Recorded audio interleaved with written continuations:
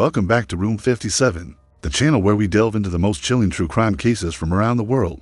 Today, we uncover the haunting story of one of the most unsettling crimes in recent American history, the case of Bryan Kohberger, a graduate student whose path led him to commit a horrific quadruple murder. The chilling murders of 4 college students in Idaho would spark a nationwide search and an investigation that lasted months before finally uncovering the truth. Behind the brutal killings, Bryan Kohberger, a seemingly ordinary student studying criminal justice, shocked the world when he was arrested for the murders of Kaylee Goncalves, Madison Morgan, Shauna Kernodle, and Ethan Chapin as a suspect with a background in criminology. Kohberger's case raises many unsettling questions. How could someone with an academic understanding of crime commit such a brutal act? How did he manage to evade capture for so long? What did this crime reveal about the deep psychological and emotional motivations driving him? Today, we will dive deep into this unsettling case, exploring the events that led to the brutal slayings, the investigation that brought the case to light, and the trial that would ultimately determine Kohberger's fate. Stick with us until the end as we untangle the complex story of Bryan Kohberger, a man whose outwardly normal life concealed a chilling darkness. Before we begin, make sure to like, subscribe, and hit the notification bell so you don't miss any more in-depth analyses of gripping true crime cases right here on Room 57. Now, let's dive into the chilling events that unfolded in the quiet town of Moscow, Idaho. Part 1. The gruesome murders. A quiet college town torn apart. It was November 13, 2022, when the town of Moscow, Idaho, was shaken to its core by a gruesome and senseless act of violence. 4 young college students, each with a promising future ahead of them, were brutally murdered in the early hours of the morning. The victims were Kaylee Goncalves, 21, Madison Morgan, 21, Shauna Kernodle, 20, and Ethan Chapin, 20. All 4 were students at the University of Idaho and were living in a shared house. In the quiet college town, the murders occurred in their residence, a 6-bedroom house located on King Road, a place that was typically filled with laughter and youthful energy. But that fateful night, it became the site of a brutal crime that would leave the community and the nation in shock. The killings were particularly chilling due to their nature. The victims were all stabbed multiple times with a large knife, and the manner in which they were killed appeared to be methodical and cold-blooded. The crime scene was horrific, with the bloodstains of the victims found throughout the house, including on the 2nd and 3rd floors where the students had been asleep.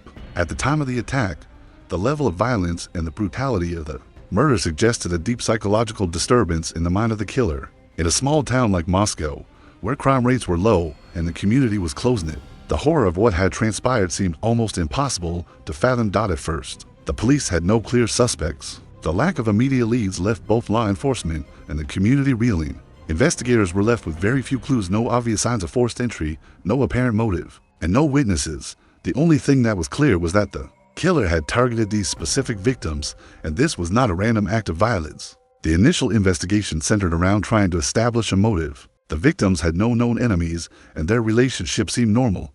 They were college students, living their lives in the way that many students do, attending classes, working part-time jobs, and enjoying the social experiences that come with young adulthood. The police also took into account the fact that 2 of the victims, Kaylee and Madison, had been in a car together just hours before the killings and were reportedly in good spirits. In the aftermath of the killings, it was learned that Ethan and Shauna had been in a relationship, and their murders had been just as brutal as those of the others. The investigation quickly expanded as law enforcement attempted to piece together what had happened in the hours leading up to the murders. The community, meanwhile, was on edge. The silence of the normally peaceful town was pierced by the fear and anxiety of not knowing who the killer was or when they would strike again. People questioned how someone could commit such a horrific crime without anyone noticing. How could the killer leave the scene without leaving any discernible trace of their identity? As days passed, the fear in the community grew. The police searched for any possible connections between the victims, hoping to uncover some clue that would lead them to the killer.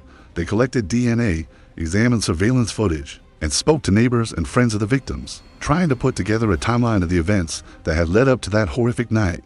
Yet, no answers seemed forthcoming. During this time, an unsettling fact emerged. There was no indication that the killer had acted impulsively. The police believed that the killer had planned the murders in advance, as there were no signs of a struggle in the victims' rooms. They had been taken by surprise, perhaps, but there was no indication that they had fought for their lives. The precision of the killings led investigators to believe that this was not just a crime of passion, but a premeditated act. And as the investigation continued, they began to zero in on the possibility that the killer might have been someone close to the Victims: someone who knew the layout of the house and was familiar with the victim's routines. The community, still grappling with the aftermath of the crime, was shaken further when the authorities publicly acknowledged that they were now looking at the possibility that the killer might have been someone who had been stalking the victims. The realization that the killer might have been watching them for some time sent chills through the residents of Moscow.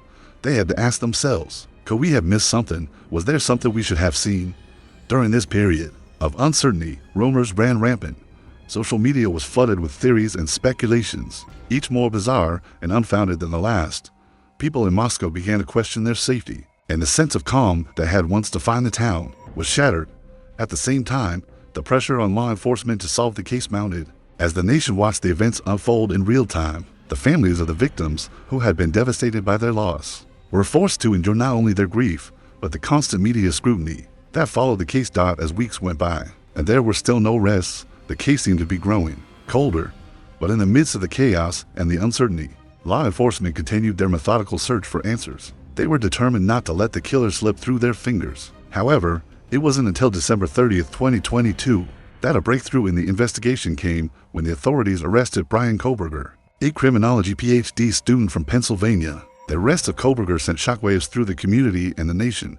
As the police announced his capture, questions began to surface about his connection to the victims. How could a graduate student studying criminal justice become the perpetrator of such a horrific crime? Kohberger, who had recently moved to Washington State to continue his studies, was not initially a suspect in the case, but as investigators pieced together the evidence, it became clear that Kohberger had been under their radar for some time. His arrest would mark the beginning of unraveling the mystery behind the brutal murders of the University of Idaho students. Part 2. The investigation. The hunt for the Green River Killer. After the shocking arrest of Bryan Kohberger, the case of the quadruple murder that shook Moscow, Idaho, began to take shape. His capture marked a major turning point in what had initially seemed like an unsolvable case. However, as more details were revealed, it became clear that Kohberger's involvement in the murders had been carefully concealed for months, perhaps even longer. In this part of the investigation, we'll delve deeper into the timeline leading to his arrest, the investigative methods used to bring him into custody, and the shocking connections that emerged in the weeks following his capture. The arrest. From the unknown to the known. Bryan Kohberger's arrest on December 30th, 2022, stunned the public. The investigation had been ongoing for nearly 6 weeks after the murders, and while the police had been working tirelessly behind the scenes, they had yet to uncover the killer's identity. The news that a criminology PhD student was now the prime suspect caught everyone off guard, including the residents of Moscow, Idaho. How could someone studying criminal justice, a field that focuses on understanding crime and criminal behavior, be involved in committing such a heinous act? Kohberger, 28, was arrested in the small town of Albrightsville, Pennsylvania, located more than 2,000 miles away from Moscow. His arrest came after a significant breakthrough in the investigation. Law enforcement had been working with surveillance footage, forensic evidence, and DNA analysis to track down the killer, and it was ultimately the DNA evidence that would lead them to Kohberger. The pivotal moment came when authorities were able to obtain Kohberger's DNA. By conducting a routine search of his family's trash in Pennsylvania, the DNA sample taken from his trash was compared to DNA found at the scene of the murders, and it was a match. This revelation was the key to Kohberger's arrest, and it shattered any remaining doubts about his involvement in the crime. As investigators pieced together the timeline of Kohberger's movements, they realized that he had been in Moscow around the time of the murders. Kohberger had also been living in Pullman, Washington, just a short distance from Moscow, where he was studying criminal justice at Washington State University. The proximity between his residence and the crime scene, combined with his academic background, made him a particularly interesting suspect. What's even more chilling is the fact that Kohberger's arrest came after weeks of suspicion surrounding other individuals in the community. The fact that the killer had evaded capture for so long left investigators scrambling for leads, and as more time passed, the police began to feel pressure from the public to make an arrest. Building the case, surveillance, and forensic evidence. From the moment the victims were found, investigators launched a large-scale operation to identify potential suspects. The police canvassed the area, interviewed witnesses, and combed through every scrap of evidence they could find. In a town like Moscow, where such a brutal crime was almost unheard of, the investigators' work was under constant scrutiny from the media and the community. Early on, the police focused on gathering any available surveillance footage in the area. The house where the murders took place was located near a busy street, and investigators quickly identified several surveillance cameras in the vicinity. The footage was reviewed, and the authorities were able to determine that a white Hyundai Elantra had been seen near the house around the time of the murders. This car would become a key piece of evidence in the case. The police released an appeal to the public for any information about the vehicle. It wasn't long before tips began flooding in, with people reporting sightings of similar cars. Investigators then used these leads to track down the owner of the white Hyundai Elantra, which eventually led them to Bryan Kohberger. At the same time, law enforcement worked to establish a clear timeline of events.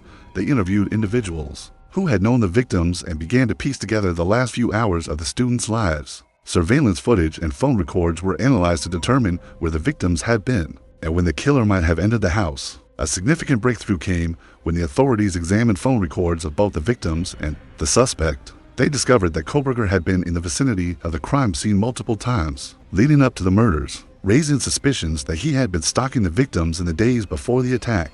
Kohberger's movements during that time were scrutinized in detail, and investigators were able to map out a timeline of his presence near the house. The psychological profile of Bryan Kohberger. Investigators delved deeper into Bryan Kohberger's life and background. They began to uncover disturbing details that shed light on his motivations. Kohberger, who had studied criminology, had a clear understanding of criminal behavior and the justice system. This made him an even more puzzling figure, as he was well aware of the risks involved in committing such a crime. Those who knew Kohberger in his academic circles described him as a quiet and introverted individual who often kept to himself. He was described as being socially awkward and had a history of struggling with relationships. Despite his academic success, Kohberger had few friends, and his interactions with others were often minimal. These traits seem to mirror the behavior of other serial killers who often lead double lives, appearing outwardly normal while secretly harboring violent tendencies. Interestingly, Kohberger had also reportedly expressed an interest in the psychology of serial killers, further adding to the chilling nature of the case. He had reportedly studied the behaviors of famous criminals and seemed to possess an unnerving fascination with the minds of murderers. This obsession with criminal behavior, combined with his apparent ability to blend in with society, raised disturbing questions about his motives. Kohberger's background in criminal justice likely gave him the knowledge to carefully plan and execute the murders without leaving any obvious clues behind. His ability to avoid detection for so long showed that he had an understanding of law enforcement procedures and knew how to cover his tracks. Kohberger's motive, was it planned or spontaneous? One of the most chilling aspects of Bryan Kohberger's case is the uncertainty surrounding his motive. At the time of his arrest, Kohberger remained silent, providing few details about the events leading up to the murders. He was charged with 4 counts of first-degree murder and burglary, but no clear reason had been given for why he targeted these particular victims. The victims, Kaylee, Madison, Shauna, and Ethan, had no apparent connection to Kohberger, which led many to question whether the attack was a random act of violence. However, investigators soon began to piece together a different story, one in which Kohberger may have stalked the victims before deciding to act. The authorities were looking into the possibility that Kohberger had developed an unhealthy fixation on one or more of the victims. Although no clear romantic or personal motive had been identified at the time, it's also possible that Kohberger's actions were influenced by a desire to test his own criminal knowledge and skills. Some experts believe that Kohberger's academic background in criminology may have played a role in shaping his desire to commit such a crime. It's possible that he wanted to prove his understanding of criminal behavior by committing a murder and getting away with it, using his knowledge of forensic evidence and law enforcement to evade capture. Despite these theories, Kohberger's motives remain unclear. He has yet to provide an explanation for his actions, and the investigation is ongoing. What is certain, however,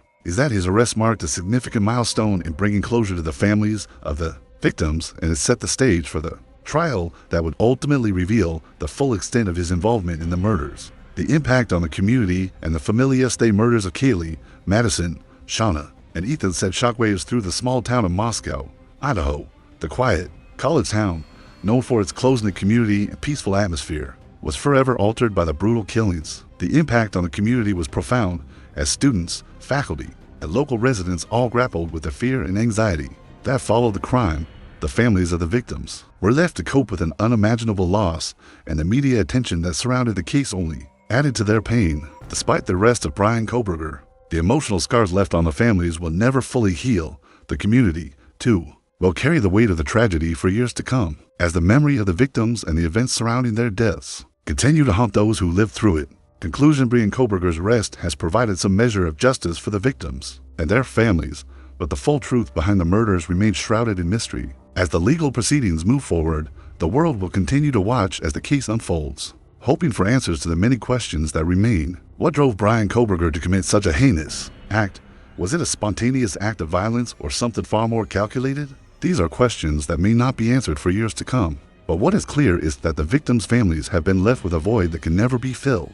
The investigation into the quadruple murders of the University of Idaho students may have led to an arrest, but the shadows of that fateful night will continue to linger in the hearts and minds of those who were touched by the tragedy. The story of Bryan Kohberger is one that continues to unfold, and it will undoubtedly shape the future of criminal justice and investigative practices for years to come. Stay tuned as we continue to cover this and other gripping true crime stories, right here on Room 57, Part 3, The Psychological Profile. Understanding the mind of Bryan Kohberger. The case of Bryan Kohberger's involvement in the murders of 4 University of Idaho students unfolded. Investigators, criminologists, and the public were left to grapple with one of the most haunting aspects of the crime: the psychology of the killer. The fact that Kohberger was a criminology PhD student studying criminal justice at Washington State University added a disturbing layer of complexity to the case. His academic background and knowledge of criminal behavior seemed to make him the perfect candidate for understanding how to commit such heinous acts without getting caught. But how did this manifest in his actions, and what drove him to commit such a brutal crime? In this part, we will dive into the psychological profile of Bryan Kohberger, exploring the factors that may have contributed to his actions. We will examine his early life, his personality traits, and his apparent obsession with criminal justice. Understanding his mindset is crucial not only for solving this case, but for understanding the dark forces that drive individuals to commit such extreme acts. Early life and background. The seeds of darkness. Bryan Kohberger's early life in Albrightsville, Pennsylvania, was described by many who knew him as unremarkable at first glance. Kohberger was born on November 21, 1994, and grew up in a seemingly typical American family. His father, Michael Kohberger, and mother, Marianne Kohberger, provided a stable home, and there was nothing particularly concerning about his early childhood. He had an older sister and seemed to have a relatively uneventful upbringing. However, many of those close to Kohberger, including classmates and neighbors, have since suggested that he may have experienced difficulties in social interactions and struggles with building meaningful relationships. His later struggles with socialization and his apparent need to blend into society may have been early signs of the psychological factors that would play a role in his later behavior. Kohberger's adolescence was marked by his intense academic focus. He had an affinity for studying, and his passion for criminal justice emerged early on. His high school records show that he excelled in his studies, especially in subjects related to law, psychology, and criminology. This intellectual curiosity would later drive him to pursue a PhD in criminology, a field that involves the study of criminal behavior, law enforcement practices, and the legal system. While his academic success seemed promising, his relationships with peers were more complicated. Kohberger was known to be quiet and reserved, and he often found it difficult to connect with others. In interviews, some classmates from his college days described him as socially awkward, and there were reports of him being somewhat of an outsider in his social circles. These traits were part of a broader pattern that would later be studied. In the context of his criminal behavior, his inability to connect emotionally with others and his focus on academic achievement, particularly in criminal justice, were important precursors to the disturbing actions that would follow. Personality traits. The red flags in analyzing Bryan Kohberger's personality. It's important to consider the traits that align with certain types of criminal behavior. While no psychological evaluation had been released at the time of his arrest, experts and criminologists have weighed in on his potential psychological profile. Based on his behavior and the crime itself, one of the most significant traits that stood out about Kohberger was his apparent lack of empathy. Sociopaths and psychopaths often share this characteristic, which allows them to commit heinous acts without feeling guilt, shame, or remorse. Kohberger's ability to lead a seemingly normal life, attend college, interact with people, and even teach criminal justice courses while harboring such a dark secret suggests a personality capable of compartmentalizing his emotions and presenting a facade of normalcy. This type of emotional detachment is often a hallmark of psychopathy. The fact that Kohberger pursued a PhD in criminology adds another chilling layer to his personality. Criminals with such backgrounds may feel a sense of power and control over the law. Kohberger, by studying criminal behavior, may have developed an almost clinical understanding of how to carry out a crime without leaving obvious evidence or getting caught. This gives insight into how his academic background and obsession with the subject may have contributed to his calculated approach to the murders. The details of the crime itself also provide some insights into Kohberger's psychological makeup. The brutal nature of the murders, the premeditation involved, and the apparent choice of victims who were vulnerable or easily accessible point toward a need for power and control. His ability to execute a well-planned crime while keeping his academic and personal life intact for months was indicative of someone with a strong capacity for deception and manipulation. Obsession with criminal justice. The study of criminal behavior. What makes Kohberger's case even more chilling is his deep involvement in the study of criminal justice. It's rare that someone with a criminology background, particularly one so immersed in understanding criminal behavior, ends up becoming a criminal themselves. Kohberger's fascination with the subject likely led him to study high-profile cases of violent crime and serial killers. Some criminologists argue that individuals who study criminal behavior may develop a certain reverence for criminality. This can lead to the desire to mimic the behaviors of notorious criminals or test their understanding of criminal justice by committing an act of violence themselves. Kohberger's studies may have given him the tools to recognize how to avoid getting caught and how to manipulate the system. This chilling ability to outsmart law enforcement is a disturbing aspect of many serial killers who have studied criminal behavior or the psychology of violence. In Kohberger's case, his studies may have provided him with the knowledge necessary to carefully plan the murders, selecting his victims based on specific criteria that made them easier targets. The fact that he chose for college students as his victims, all of whom lived in close proximity to him, suggests a degree of familiarity with the victim's habits and behaviors, which could have come from his own study of criminal patterns. Moreover, criminologists often speculate that individuals who commit crimes of this magnitude may see their actions as an intellectual challenge. By studying the intricacies of criminal justice, Kohberger may have viewed the murders as a way to prove his own intellectual superiority, to test his understanding of criminal behavior, and to create a sense of satisfaction when he outsmarted the law. His background in criminology might have created a sense of invincibility or a desire to demonstrate his ability to beat the system. The psychological profile of a serial killer. Bryan Kohberger's behavior exhibits several common characteristics found in serial killers. A key component in understanding the psychology of serial killers is their ability to dissociate from their emotions and commit acts of extreme violence without remorse. Kohberger's detached behavior, both during and after the murders, aligns with a pattern seen in psychopathy. His ability to carefully plan the crime, select his victims, and avoid detection for so long also suggests a high degree of control over his emotions and impulses, which is typical of organized killers who are methodical in their approach. Psychopaths and sociopaths, particularly those who commit serial murders, tend to exhibit specific patterns in their behaviors.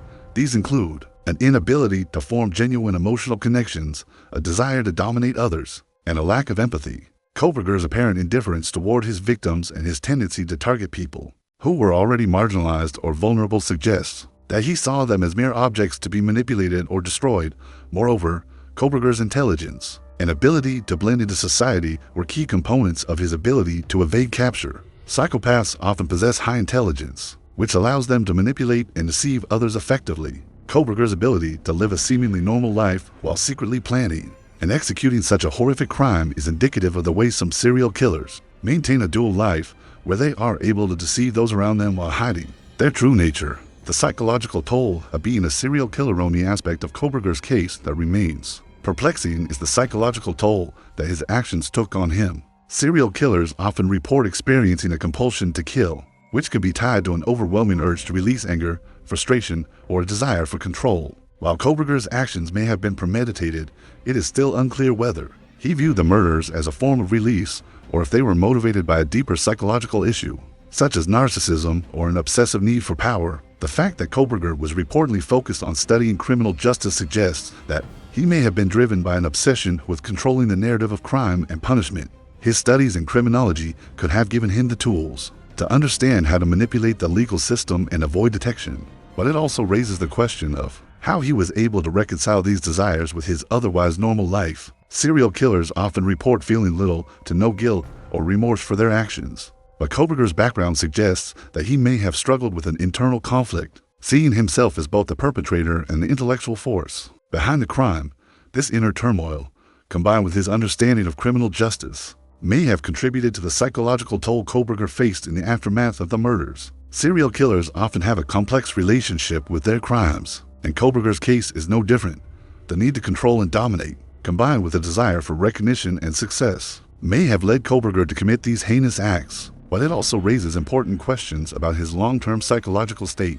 Conclusion: Bryan Kohberger's psychological profile suggests a highly complex and disturbing individual, someone who harbored dark, violent urges while outwardly appearing normal and law-abiding. His background in criminology likely played a significant role in shaping his actions, providing him with the knowledge and tools necessary to carry out the murders. Kohberger's ability to blend into society, evade suspicion, and execute a calculated crime reveals a deeply disturbed individual who used his academic background to manipulate both the justice system and the people around him. The case of Bryan Kohberger remains an open mystery, and as more details continue to surface, the chilling complexity of his psychology will undoubtedly be studied for years to come. The story of this tragic crime is not just one of loss, but a haunting reminder of how seemingly ordinary individuals can harbor dark secrets, and how understanding the mind of a killer is key to preventing such horrors in the future. Part 4. The investigation.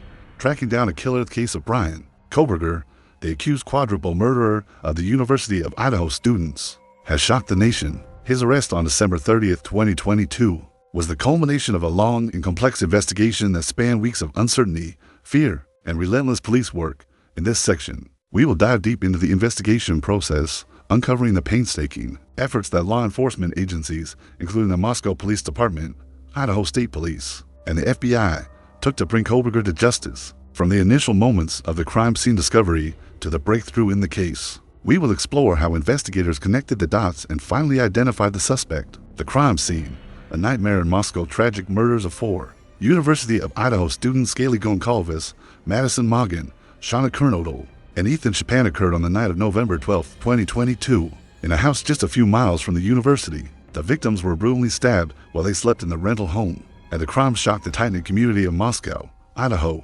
which is typically known for its peaceful nature.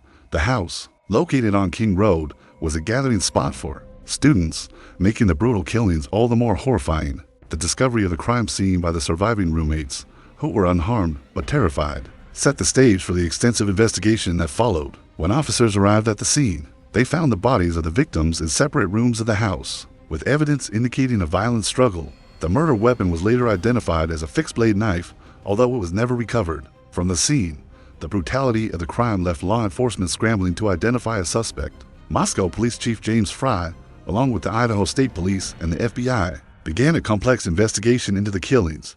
At first, the case was shrouded in mystery, the community was gripped with fear, and the police faced immense pressure to quickly find answers. In the absence of clear leads, investigators began to sift through various pieces of evidence, including interviews with witnesses, family members, and roommates, as well as looking into possible connections between the victims and potential suspects. The investigative process, searching for clues in the immediate aftermath of the murders. Investigators took several steps to understand the nature of the crime and potentially identify suspects. The first task was to gather evidence from the crime scene, including DNA samples, fingerprints, and surveillance footage from nearby locations. Given the violent nature of the crime, it was clear that the perpetrator had left behind some trace evidence. Yet, despite the extensive forensics collected from the scene, the case initially yielded few concrete clues. Over the next few weeks, the police conducted hundreds of interviews, but no significant leads emerged.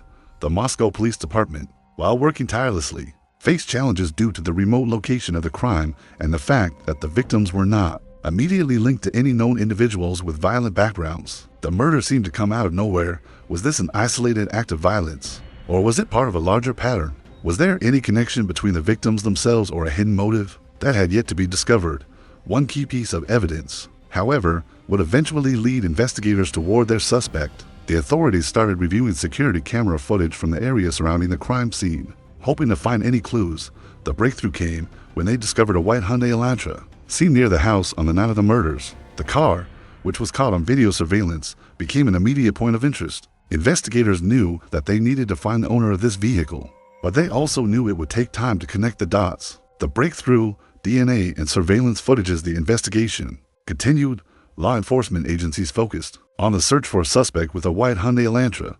Meanwhile, forensic experts began analyzing DNA evidence found at the crime scene. The breakthrough came when investigators managed to obtain DNA from the crime scene and matched it to a public database using genealogical DNA testing, which had been used successfully in other high-profile criminal cases. The authorities were able to narrow down a list of potential suspects. At this point, investigators focused their attention on Bryan Kohberger, a 28-year-old PhD student studying criminology at Washington State University.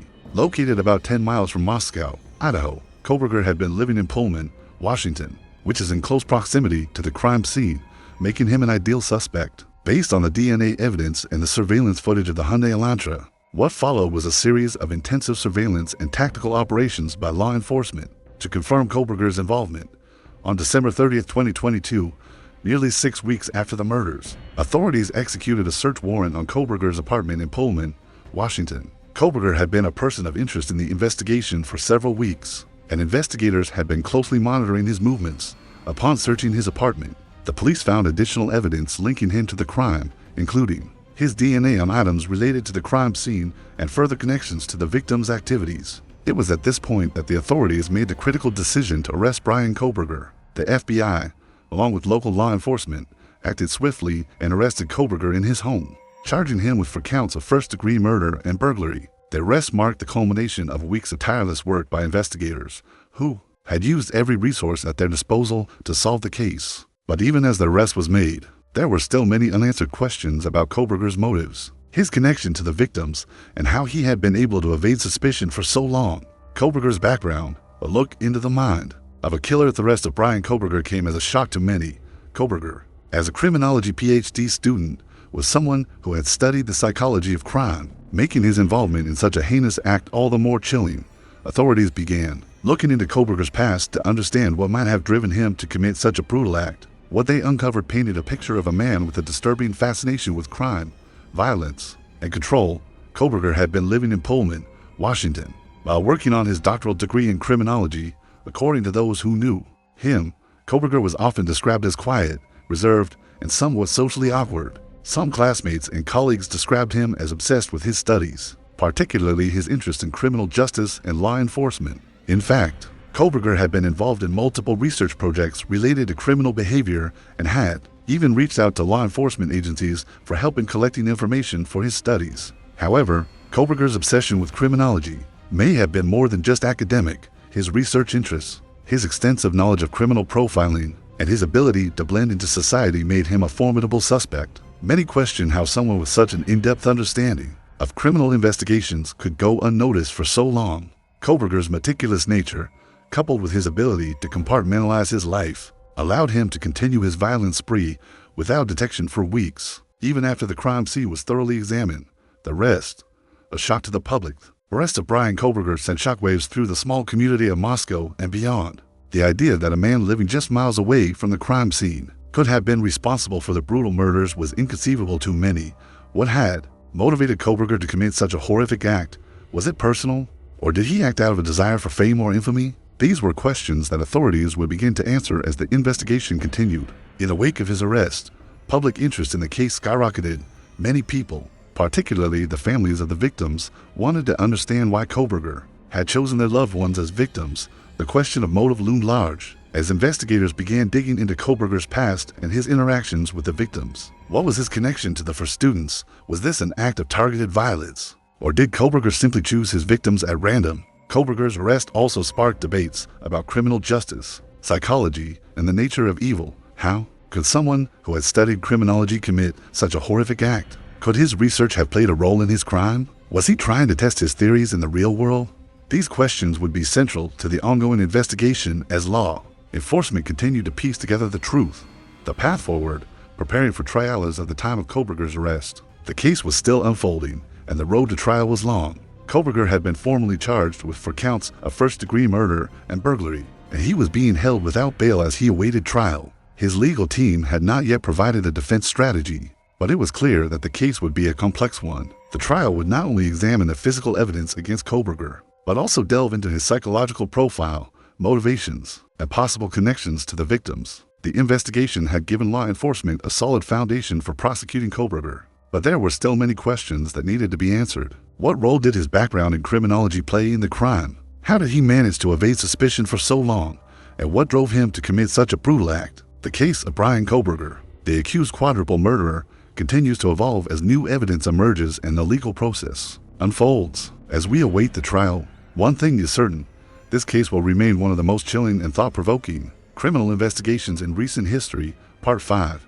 The motive behind the murders. Understanding the mind of Bryan Kohberger. The investigation into the quadruple murders of the University of Idaho students progresses. Investigators are confronted with an eerie question. What drove Bryan Kohberger to commit such a horrific crime? Kohberger's arrest sent shockwaves throughout the nation, especially considering his background in criminology and the chilling nature of the murders. But as the details of his life and actions begin to surface, law enforcement and the public alike are left grappling with the complexities of his motives. In this part of the investigation, we will explore the possible psychological, emotional, and social factors that may have led Kohberger to commit these brutal murders. We will also examine the various theories surrounding his behavior, focusing on his background, his criminal psychology, and his apparent obsession with crime. In doing so, we hope to uncover the reasons behind this senseless tragedy and gain a better understanding of how someone like Kohberger could become a killer. The psychological profile of Bryan Kohberger. One of the most intriguing aspects of the Bryan Kohberger case is his background in criminology. Kohberger was a PhD student studying criminal justice at Washington State University, and his academic focus centered on criminal behavior and law enforcement. He had a keen interest in understanding the minds of criminals, and it's reported that he even reached out to law enforcement agencies for help in collecting data for his studies. This academic interest in criminal psychology raises an important question. Did Kohberger's studies on crime fuel his obsession with murder, or did his personal psychological issues lead him to pursue criminology in the first place? Bryan Kohberger's background paints a picture of a man who was deeply fascinated by criminal behavior, perhaps to an unhealthy extent. In fact, some experts speculate that his knowledge of criminal profiling and investigative techniques could have been a factor in his ability to evade detection for so long. His deep understanding of criminal justice, combined with his keen knowledge of investigative methods, might have allowed him to plan his crimes with a degree of precision that few others could achieve. However, his academic background may have also played a more sinister role in his psyche. Serial killers are often described as individuals who lack empathy and derive pleasure from committing acts of violence. Kohberger's seemingly cold and calculated behavior raises questions about whether his fascination with criminology may have been an attempt to understand his own dark desires. It is not uncommon for individuals with violent tendencies to pursue careers or studies that offer a sense of control or validation. In Kohberger's case, criminology may have provided him with a sense of power and understanding, fueling his potential, fantasies, and actions. An obsession with power and control at the core of many serial killings is the killer's desire for control and power. The nature of the murders committed by Kohberger, brutal, calculated, and targeted, suggests a deep need to dominate his victims. The idea that Kohberger was driven by a desire to assert his power over others aligns with the psychological profile of many serial killers. His choice of victims, specifically young women, may have been motivated by a sense of vulnerability that they presented, allowing him to feel dominant and in control. It is believed that Kohberger targeted his victims for specific reasons. Early reports suggest that he may have had an obsession with one or more of the victims. Some experts speculate that Kohberger may have been driven by a need for recognition or attention, possibly seeking to exert control over individuals he felt had rejected him in some way. For many serial killers, the act of murder is a way to regain power over their lives or to exact revenge on those they believe have wronged them. In Kohberger's case, his interactions with the victims before the murders remain largely unknown. However, the brutality of the crime suggests that he saw his victims as objects to be controlled, rather than real people with emotions and lives of their own. Serial killers often experience a profound detachment from their victims, viewing them as mere vessels for their violent urges. Kohberger's calculated actions on the night of the murders seem to align with this type of emotional detachment. Social alienation and rejection. A common theme in the psychological makeup of serial killers is social alienation. Many killers, particularly those who target vulnerable groups, have histories of social isolation, rejection, or failure to connect with others. Bryan Kohberger's life history, including his relationships with family and peers, offers insights into his potential motivations. Kohberger's background shows signs of someone who struggled to form meaningful relationships. Although he had a close-knit family and was reportedly a quiet individual, Kohberger's social interactions outside of his academic career appear to have been limited. It's not clear whether Kohberger ever had close friends or romantic relationships, but his academic focus on criminal justice may suggest a deep desire to understand human behavior. Due to his own inability to connect with others, the nature of his studies in criminology also suggests a fascination with control, which may stem from his own feelings of inadequacy. As an isolated individual, Kohberger may have sought to assert control over those around him, using his academic knowledge as a means to gain a sense of mastery over his actions. Many serial killers experience a feeling of inadequacy or rejection throughout their lives, which drives them to seek validation through violent acts. Kohberger's inability to gain this validation through normal social channels may have led him to seek it in more drastic and horrifying ways. The fact that Kohberger was reportedly living alone at the time of the murders is telling. His loneliness and emotional detachment from others could have created an emotional void that he sought to fill with his violent fantasies. His brutal actions may have been a means of exerting dominance over those he felt disconnected from or rejected by, allowing him to experience the power he craved. The role of obsession and serial killers often display an obsession with violence and murder, which they carry out through compulsive fantasies. Bryan Kohberger's case is no exception. It is believed that Kohberger may have been harboring violent fantasies for some time before the murders occurred. His academic background in criminology likely fed into these fantasies, giving him both the knowledge and the outlet for his darker desires.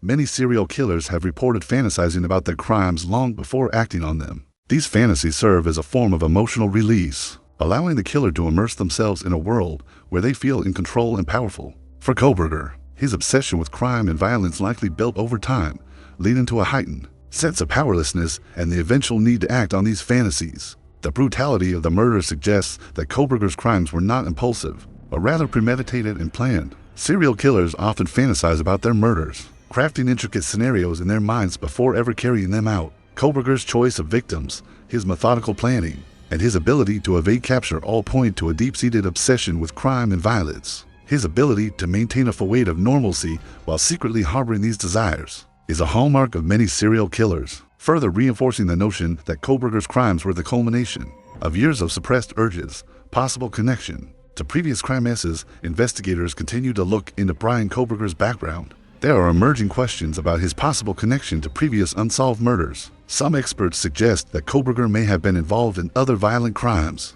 before the murders of the University of Idaho students. The meticulous nature of his killings raises the possibility that Kohberger may have committed similar acts in the past, but his earlier crimes may not have been detected or linked to him. For Kohberger, the murders may have been an escalation of violent fantasies that had been building over time. Many serial killers experience a cooling-off period between their murders, during which they may not commit any crimes at all. However, when they do eventually return to their violent behaviors, their killings often become more brutal and calculated as they become more comfortable with their actions and more adept at avoiding detection. The lack of prior criminal records for Kohberger has raised questions about whether he was a first-time killer or whether his past crimes had simply gone unnoticed. As investigators continue to examine his movements and examine his past, there is a growing concern that there may be more victims that Kohberger has left behind. The aftermath, the community's response to the murders of 4 innocent college students shook not only the University of Idaho community, but the entire state of Idaho and beyond. As the investigation unfolded, the public's reaction was one of shock, disbelief, and horror. How could something so brutal happen in such a small, close-knit community? And how could someone living just miles away from the crime scene be capable of such horror? In the days and weeks following the murders, the community rallied together in mourning, holding vigils and memorial services for the victims. The families of Kaylee Goncalves, Madison Morgan, Shauna Kernodle, and Ethan Chapin were left to process the unimaginable grief of losing their children in such a brutal way. As they began to learn more about Bryan Kohberger and his background, many were left struggling to understand how he could have lived among them without raising suspicion. The families of the victims have expressed their deep sorrow and anger at the senseless loss of their loved ones, and the community has been forever altered by the events surrounding the murders. While Kohberger's arrest has brought a sense of justice to some, the pain of losing their children will never fully heal for the families involved. The road ahead. The trial of Bryan Kohberger. As the case moves forward, Bryan Kohberger faces the prospect of a lengthy trial. Legal experts predict that his defense team will attempt to argue for diminished capacity or try to use Kohberger's academic background as a mitigating factor. However, the overwhelming evidence against Kohberger, including DNA evidence and his apparent lack of remorse, points to a difficult road ahead for the defense. The trial will undoubtedly raise difficult questions about criminal behavior, psychology, and the role of the justice system in punishing individuals like Kohberger. As the case moves forward, the families of the victims will continue to seek justice for their loved ones, and the public will be left grappling with the aftermath of this horrific tragedy. As we await the trial, one thing remains certain: the case of Bryan Kohberger and the University of Idaho murders will leave a lasting impact on both the community and the criminal justice system for years to come. Let me know if you would like to continue exploring more about the investigation or any other aspect of this case. Part 6. The Legal Proceedings. The trial of Bryan Kohberger. As Bryan Kohberger faces trial for the murders of the Free University of Idaho students, the nation waits with bated breath. This case has captured the attention of true crime enthusiasts and the public alike, and the trial promises to be one of the most high-profile legal proceedings in recent history, with the prosecution building a case based on solid evidence and the defense likely preparing to challenge Kohberger's culpability. The upcoming trial will be a crucial step in bringing justice to the victims and their families. The charge and the legal landscape. Bryan Kohberger has been charged with the brutal murders of 4 innocent college students, Kaylee Goncalves, Madison Morgan, Shauna Kernodle, and Ethan Chapin. The charges against Kohberger are both severe and chilling for counts of first-degree murder, each carrying the potential for life in prison or the death penalty, depending on the state's legal statutes. While the exact details of the prosecution's case have yet to be fully revealed, there are several key pieces of evidence that law enforcement has already confirmed. DNA evidence, forensic analysis, and cell phone records suggest that Kohberger's connection to the murders is undeniable. The most significant of these pieces of evidence is the DNA sample found at the scene of the crime, which allegedly matches Kohberger's own genetic material, as well as the records of his movements on the night of the murders. What makes this case particularly fascinating from a legal standpoint is the potential for Kohberger's defense team to mount a strategy based on his psychological state. Given his background in criminology and his apparent obsession with criminal behavior, the defense may argue that Kohberger's actions were influenced by psychological factors, possibly even suggesting that he was not in control of his actions at the time of the murders. Experts speculate that Kohberger's defense may bring up the possibility of a mental illness or diminished responsibility defense. The question of whether he was psychologically capable of understanding the consequences of his actions will likely be a key point in the trial. Could Kohberger's obsession with crime have led him to commit these heinous acts as part of a broader fantasy or delusion, or did he act out of a more rational, albeit deeply disturbed, desire to assert control and dominance over his victims? The prosecution's case, evidence, and motive for the prosecution. The evidence against Bryan Kohberger seems overwhelming. The DNA evidence collected from the crime scene is perhaps the most conclusive, linking him directly to the victims and the crime scene. This evidence will be pivotal in demonstrating Kohberger's role in the murders, and it will likely be central to the prosecution's argument. In addition to DNA evidence, Kohberger's cell phone records provide critical information. These records show that Kohberger was in the immediate vicinity of the University of Idaho at the time of the murders, placing him near the crime scene just before and after the killings. His movements on the night of the murders have been carefully traced, creating a clear timeline that links him to the crimes. This will likely be crucial in proving that Kohberger had both the opportunity and the motive to commit the murders. Moreover, Kohberger's academic background in criminology will play a significant role in the case. The prosecution may argue that Kohberger's knowledge of criminal justice and law enforcement allowed him to plan and execute the murders with precision. This suggests a cold, calculated individual who understood how to evade detection, potentially making him even more dangerous than a typical impulsive killer. Furthermore, the prosecution will likely focus on the lack of remorse or emotion from Kohberger, which has been observed throughout his interactions with law enforcement.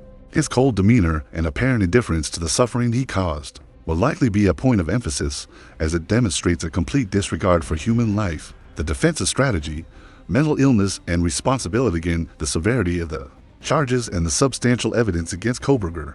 The defense will need a compelling argument to prevent a conviction. As previously mentioned, mental illness could be one of the central arguments used by Kohberger's defense team. They may seek to argue that Kohberger was suffering from a mental disorder at the time of the killings, which prevented him from understanding the wrongfulness of his actions. If the defense chooses to pursue this route, they will likely rely on expert testimony from psychologists and psychiatrists who may argue that Kohberger exhibited signs of severe psychological disturbance. This could include claims that he harbored delusions or that his obsession with criminology warped his perception of reality, making him unable to fully comprehend the consequences of his actions. However, this approach will be difficult to substantiate, especially given the clarity of the evidence against Kohberger. His meticulous planning, understanding of criminal justice, and lack of emotional distress during the investigation suggest that he was not acting under the influence of a debilitating mental illness, but rather as a cold, calculating individual, driven by a twisted desire to assert power over others. The defense may also attempt to challenge the credibility of the evidence, focusing on potential issues with the DNA collection or cell phone data. They may argue that the evidence linking Kohberger to the crime scene is circumstantial, or that it could have been contaminated. However, with the growing sophistication of forensic science, such a defense is unlikely to hold up in court. The impact of the trial on the community and the victims' familiars for the families of Kaylee Goncalves, Madison Morgan, Shauna Kernodle, and Ethan Chapin. The trial represents a long-awaited opportunity to seek justice for the brutal and senseless deaths of their loved ones. As the trial unfolds, the public will be watching closely, hoping for a verdict that will finally bring closure to the families and to the community of Moscow, Idaho, which has been deeply shaken by these tragic events. The emotional toll on the families of the victims cannot be overstated.